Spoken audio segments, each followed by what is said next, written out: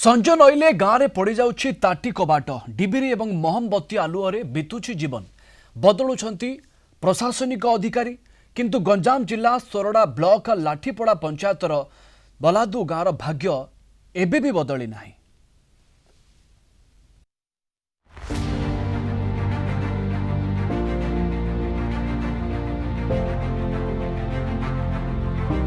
महमबत्ती आलुअरे चली भविष्यत गढ़ा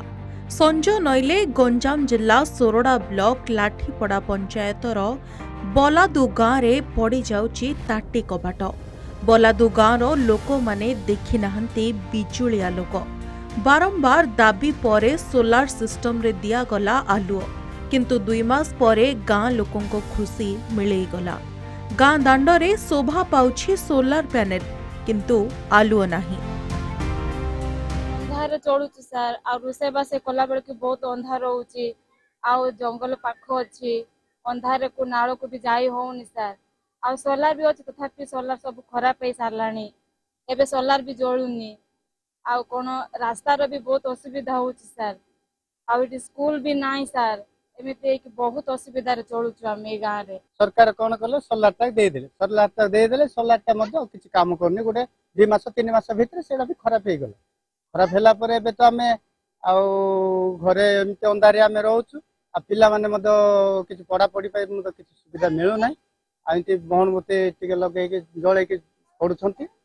आइते संध्या हेले आ टिके ठंडा टाइम रे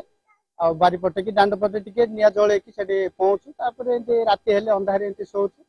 आ ए करंट पे हमें बरामपुर ऑफिस को भी जाइथिलु किंतु बरामपुर ऑफिस गला पर से ऑफिसर माने भी हमको किछि सहायता करलेनी आ करंट नथिबा जोरा हम बहुत असुविधा रे पडुछु आ पिला माने भी पाठ पढिबा रे भी किछि सहायता किछि पाउ नाहंती पानी रे भी असुविधा बेसी होउछ हमको। आज्ञा हमें दीप रे नले कैंडल जळे की चलुछ। आज्ञा हमें आदिवासी पाई दिन द्वारा हमर कर्म द्वारा हमर भाग्य द्वारा मते काई की हो नाही आ जते कागज पत्र देले मध्ये आ तळे घर को देउथि तम गाँ रे आ फॉरेस्ट रोड अछि फॉरेस्ट रास्ता अछि आ हेबो नाही बोली की हेबो नाही दिन लेट हेबो बोली कहले आ पशु सदृश रे रहउछु कष्ट रे।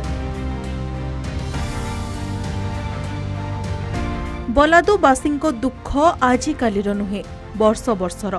बारंबार दाबी सत्वे सुफल मिलुनी। प्रशासनिक दृष्टि आढ़ुआଳରେ रही बलादू तेणे विद्युत विभाग सहकारी जंत्री कहिसेंती वन विभाग सहित जोगाजोग करा जाउछि समाधान हेले करेंट दियाजिवो। सेपटे भंजनगर उपजिल्लापाल कहिसेंती अति शीघ्र बलादू गाँ को बिजुली जोगाई दियाजिवो। लोक मान विद्युत सेवा जोगाई डिपार्टमेंट तरफ सौर शक्ति सोलार पावर दिया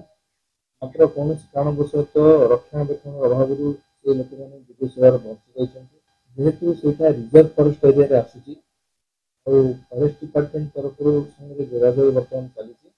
फॉरेस्ट क्लियरेंस मिलगले गाँव को बर्तमान लाइन व्यवस्था कर वर्ष नुहे कि 2 वर्ष नुहे दीर्घ वर्ष धरी अंधार रे तालतीपात कर बलादू गाँव लोक मैंने संध्या होगले गाँव रे ताटी कबाट पड़ जाए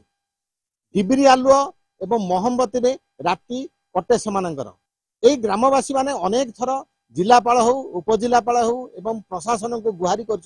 तथापि किसी सुफल मिलनी से आशा रखिंट सरकार से करेन्ट दब बोली देखा जाऊ से केबे करेन्ट पाउचंती एवं संध्या हेले घरे केबे आलुओ लागिबो ताहा अपेक्षा रहिचंती। बलादू गाँव संजीव पट्टनायक कलिंग टीवी।